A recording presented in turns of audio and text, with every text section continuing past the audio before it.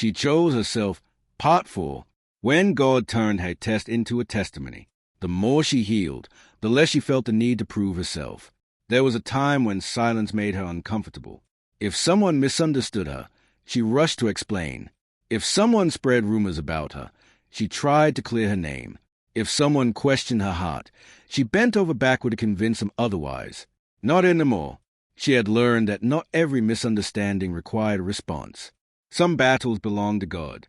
He chose willing hearts. The scars were still there, not on her skin, but in her memories. Yet something else was there too. Confidence. Not confidence in herself. Confidence in the God who had carried her through every storm.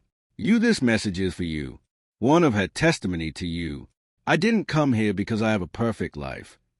I came because I have a faithful God. I need to share how I spent years trying to rescue everyone while quietly falling apart myself. The guilt that followed every boundary I set. I admitted that I once believed love meant saying yes to everything and everyone. Many times. Tears filled my eyes. But one day, I said, God asked me a question that changed my life. He asked me, when are you going to trust me enough to stop trying to be everyone's savior? I realized I had placed responsibilities on my shoulders that only belonged to God. I was exhausted because I was carrying people He never asked me to carry. It not selfish walking away from unhealthy relationships did not mean stop loving people. It meant started loving them the right way, with wisdom, with boundaries, with faith. Sometimes the greatest act of love is allowing God to do what only He can do. Great is our faithfulness. I learned it's okay to let God carry me. Now I understand that even Jesus stepped away to rest. Thank God for every painful season I had once begged Him to remove. Without those seasons, I would never have understood the power of His grace. Without those tears, I would never have recognized His comfort. Without those disappointments, I might never have discovered her purpose. Lord, I prayed, if my story can help even one person find you, then every tear was worth it. Use my life however you choose. Let people see less of me and more of you. End quote. She sensed that this was only the beginning.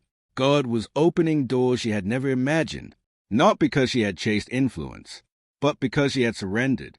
She smiled as she opened her journal and wrote the words that would become the title of her next message. Sometimes God will empty your hand so He can fill your heart. She closed the journal and looked toward the window. The stars were shining brightly. For years she had wondered why God allowed so much pain in her life.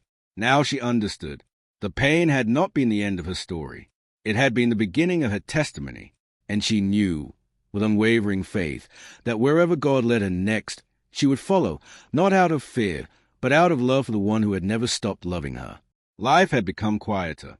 Not because there were fewer problems in the world, but because she had finally learned which battles belonged to her and which belonged to God. Every morning, she thanked Him for the gift of peace. It was a peace she had never known while trying to be everything for everyone. She noticed something. Her pain had become a story, not a story of defeat, a story of redemption. If my story gives one person hope, then it is worth telling. The heartbreak, the disappointments, forgiving people who never apologized, learning that boundaries are not walls, they are doors that allow peace to enter. Most of all, Jesus. Every chapter pointed back to Him. Every lesson gave Him the glory. She refused to make herself the hero, because she knew she wasn't. God was. Doubt crept in. Pray. Forgiveness don't happen because they deserved it. It happened because you wanted to be free. Holding on to bitterness will keep you tied to my pain. Walk into the future God had prepared for you. Every disappointment is a lesson. Like, share, subscribe, and comment for part 5.